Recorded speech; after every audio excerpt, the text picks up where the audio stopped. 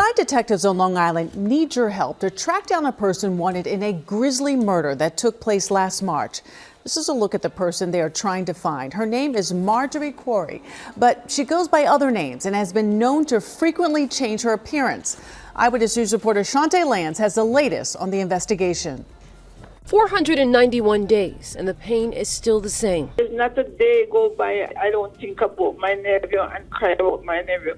Speaking over the phone, the aunt and sister of 36-year-old Conrad Gowan recalls the day on March 4th, 2024, inside his home on Herrick's Lane in Jamesport when he was killed. When she stabbed my nephew, it was just a shock to everyone. A Crime Stoppers alert is now out for this woman, 53-year-old Marjorie Quarry. Suffolk County police say she entered Gowan's ground floor apartment before stabbing him in the neck in a violent rage of passion. We believe that Quarry learned that day that she was not Gowan's only girlfriend. She had driven out from Queens that day to see him, driven from Queens to Jamesport. There was another girl at his apartment. She was turned her away. She came back, a fight ensued, and she stabbed him in the neck. Homicide Detective Lieutenant Kevin Byer says Quarry also goes by the name Nicola Watson and Nikki. A warrant for second-degree murder has been issued for her arrest. She has family and prior addresses in St. Albans, Hollis, and Jamaica, Queens. Police believe Quarry, who's Jamaican, is working as a home health aide, likely for cash, moving around basement apartments in South Queens. Like Quarry, Conrad was working as a home health aide. His sister and aunt says he dreamed of becoming a nurse. Always working. And his dream was to come to America to fulfill the American dream, to become a registered nurse and send for his mom. That dream, now a nightmare, as police release multiple photos of Quarry, including her driver's license and mugshot. Investigators say she has prior arrests for grand larceny and drug sales. Conrad Gowan's family has a strong message for his alleged killer. Turn yourself in. Turn yourself in. So we can all have a peace of mind. We have sleepless nights. Aside from his sister, aunt, and mother, Conrad Gowan leaves behind his 10-year-old daughter. Detectives are asking anyone with information on Quarry's whereabouts to call Crime Stoppers or Suffolk County Police. Outside of Suffolk Police Headquarters, Shante Lance, Channel 7, Eyewitness News. On the spot news media, we got the latest news. We don't care about the views, we just representing right. Put local news internationally every night. On the spot, wave that Jamaican flag from left to right. Let's get it right, y'all know the type. We ain't dealing with the hype. We make it take flight. Yeah, man, my viewers and subscribers, what Gowan, a blessed and wonderful Tuesday morning to each and every person out there tuning in to On The Spot News Media. Now, my peeps, you don't know how we do it over on this side each and every morning. We have to give thanks and praise to the Most High Creator for the preservation of life, because life is indeed the greatest. So in the morning, my peeps, I have a few stories to share with you, the regular members of Chan Public and also members of the diaspora. So please like the video, share the video, watch the entire vlog so you can get a full understanding and a better appreciation of everything we are going in Jamaica. So watch us now, my peeps, in the morning. Yeah, we're going to kick it off with this morning's set of stories. And the first one is coming out of the troubled, war-torn, crime-riddled St. Catherine South Police Division, where the police have made a disturbing discovery of a headless body along the North-South Highway. Now, that headless body is said to be that of a male.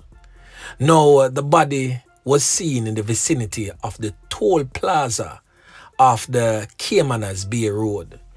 A passerby commuting to Kingston stated that she observed the body on the ground sometime after 6 a.m. So head of the St. Catherine South Police, that's Superintendent Leighton Gray, confirmed that a unit from his division was dispatched to the scene. Now this is a developing story, so we'll have more for you in subsequent broadcast. Boy, may I tell you, my peeps, the knockings and clappings continues. Now over there in the St. Mary Police Division, 2 men are now in custody following the seizure of this illegal firearm in Port Maria, St. Mary on Sunday. The police stated that the men were in a car that was intercepted by them along Trinity Main Road. The police also stated that the criminal elements allegedly tried to flee their dragnet police roadblock. Now, the police stated that this Glock pistol with the serial number race was found in the car and it had a magazine containing 11 9mm rounds. The men are expected to be charged shortly.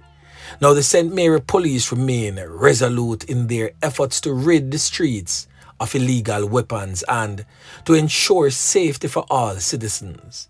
And that was communicated by the commanding officer of St. Mary, that is Superintendent Anthony Wallace. In recent times, the St. Mary police have had successes disrupting criminal activities across their division. St. Mary is one of those police divisions that has seen a sharp rise in fatalities and other gun-related crimes since the start of the year. Now, the next thing that we're going to talk about, my peeps, is coming out of the St. Anne Police Division. The Garden Parish has been rocked with yet again another fatality. This time, it's of a female. It is stated that the female was attacked in a bedroom whilst her children were also at home. She literally just got home from church. Now, the female who was on the receiving end of those fatal can is presently on your screen, and she has since been identified as 37-year-old Sharon Barrett Boswell, said to be a businesswoman and a farmer of Claremont in St. Anne. All of this took place on Sunday, August 3rd.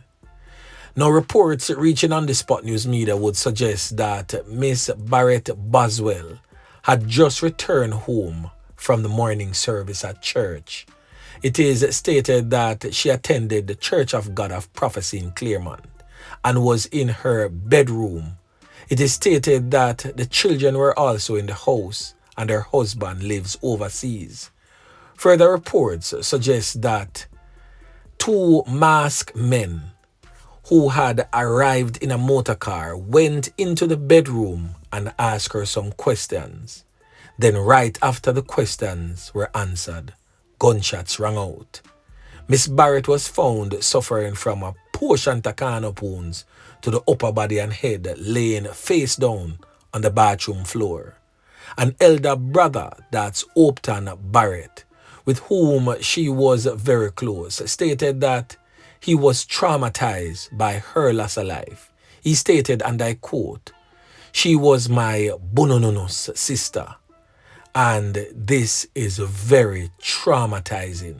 Mr. Barrett also stated that his sister had gone to church in the morning and had taken the three children with her, ages 14, 1, and 7. He stated that she has not been going to church for a while, but went the same Sunday that she lost her life. He stated that his sister was an ambitious woman who had done several types of work, but recently started an ice cream business near the Farin Court High School and close to home. He stated that she was also involved in pig rearing and was currently doing a course at Hart NTA. He stated that we know what it is to have faith. And he stated that whilst contemplating the future, as he tries to comfort her children who is now without a mother, he stated that the children are presently in his care as the fathers live overseas. He stated that he would be seeking some sort of counseling for the traumatized kids. Now, no one knows for sure what was the reason behind her fatal knockings and clappings. But one thing I am definitely sure of, there is more to this story than what actually meets the eye. Because for the criminal elements to come in, sit her down and ask her questions, then them corner up something in a something. So on the Spot News Media, I could definitely keep his ears and boots on the ground, see if we can come up with the reason behind our fatal knockings and clappings, and possibly, by extension, who sent out the hit or who actually pulled the trigger. I tell my peeps, Sentan definitely needs a different type of security and strategic plan. Now the next thing that we're going to talk about, my peeps, is coming out of the neighboring Clarendon Police Division, where a 36-year-old caregiver has been charged with wounding with intent following a violent altercation in Coatspen in Maypen, Clarendon on the 1st of August. Now the accused has since been identified as Vanessa Dixon, said to be of a Coatspen address in Clarendon. The police report would suggest that on Friday, a domestic dispute developed between Dixon and an 18-year-old man, also of Coatspen. It is stated that the dispute began as a verbal dispute, which later turned physical.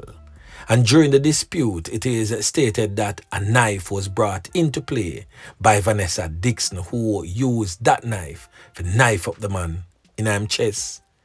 The man was, however, rushed to the Maypen Hospital, where he was admitted in serious condition. Now, Vanessa Dixon later surrendered to the police and reportedly gave a caution statement.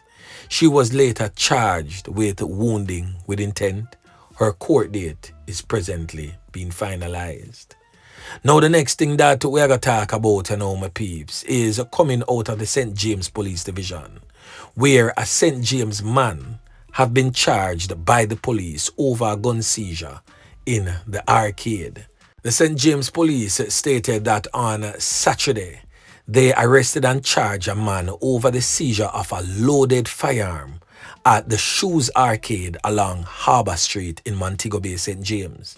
The criminal element in question has since been identified as 26-year-old Tyreek Cole, said to be of a flanker's address in the parish. It is said that he has been charged with possession of a prohibited weapon and unauthorized possession of ammunition. Now, reports reaching on the Spot News Media would suggest that sometime around 3:40 a.m., lawmen were in the area when they saw Cole, whose actions aroused their suspicion. On seeing the police team, it is stated that he allegedly ran and threw an object onto the ground. He was pursued, caught, and searched. And of course, the object that he threw was recovered. And that object revealed to be an FMK 9mm pistol with a magazine containing 10 live 9mm rounds of ammunition. He was subsequently taken into custody. His court date is presently being finalized. Now the next thing that we're going to talk about, my peeps, is coming out of the neighboring Hanover Police Division, where it is stated that a man ended up lose Fame Tree Pines along Orange Bay Road in Lagod, Hanover. That is in the Green Island policing space. The man in question has since been identified by his alias as Bossed. It is stated that he was taken out in a hail of bullets on the veranda of his female companion, and it happened sometime last night. Now, we not get the full information surrounding his fatal knockings and clappings because everything kind of fresh.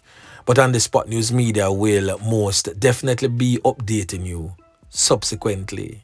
And still in the Hanover Police Division, the police have seized over $150 million worth of the illicit white drug. We are talking about the white lady, the powdery substance, during a pre-dawn operation in Hanover on Sunday. The JCF's Counter-Terrorism and Organized Crime Branch, that's CTOC, says that 1,000 parcels of the illicit white drug was seized. Sadly, no arrest was made in connection with the seizure, but the police states that strong leads are being pursued to apprehend those involved. Acting Senior Superintendent of Police, that's Victor Barrett of CTOC, says the operation is a part of a larger effort to target transnational crime syndicates. SSP Barrett says several key individuals linked to the syndicate have already been identified. He noted that CTOC continues to implement and focus deterrence strategies established by the Police High Command to target the major players in the drug rings. The police is also now urging the general public to report any suspicious activities by contacting CTOC or the National Intelligence Bureau at 811. They can also leave their information at 311, that's Crime Stop, or the police emergency number 119. Or as a matter of fact, you can give the information to basically any police station that you're comfortable with. And as always, my peeps, if you don't trust the police, link on the Spot News Media or any like-minded vlogger. Give us the information and we will most definitely pass it on to the relevant authorities who can make effective change. Boy, me I tell you, my peeps, the knockings and clappings continues. But anyway, remember to like, share, subscribe to the channel. Stay tuned to On The Spot News Media as I continue to give you fresh news and updates in subsequent newscast. On The Spot News Media. Yeah, man.